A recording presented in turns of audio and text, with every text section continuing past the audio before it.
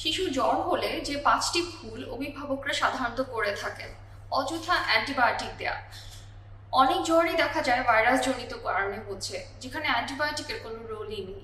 সেখানে আপনি যদি শিশুকে অযথা অ্যান্টিবায়োটিক দিন, সেটি যেমন অ্যান্টিবায়োটিক রেজিস্ট্যান্স করে ফেলে, একইভাবে শিশুর জন্য ক্ষতিকর। তাই জ্বর হলে চিকিৎসকের পরামর্শ ছাড়া অযথা অ্যান্টিবায়োটিক দিবেন না। অতিরিক্ত কাপড় বা কম্বল দিয়ে ঢেকে দেওয়া। অনেকে মনে করেন যে বাচ্চা ঠান্ডা লাগছে, কাঁপুনি হচ্ছে, সেক্ষেত্রে অতিরিক্ত কম্বল বা কাপড় দিয়ে বাচ্চাকে ঢেকে রাখে।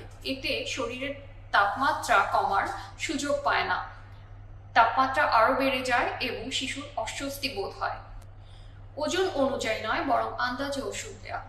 আপনি যদি শিশুকে ওজন মতো সিরাপের পরিমাণ না দেন, সেটি তার জন্য যেমন ওভারডোজ হয়ে যেতে পারে এবং সেক্ষেত্রে ক্ষতি হতে পারে। এটি ছাড়াও আন্ডারডোজ হলে সেটি কাজ করবে না।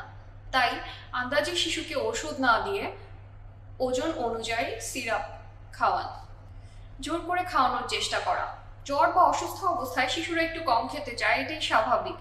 বারে বারে শিশুর পছন্দের খাবার অথবা তরল খাবার দিন। শিশুকে জোর করে খাওয়ানোর চেষ্টা করবেন না। বিপদ সংকেত উপেক্ষা করা।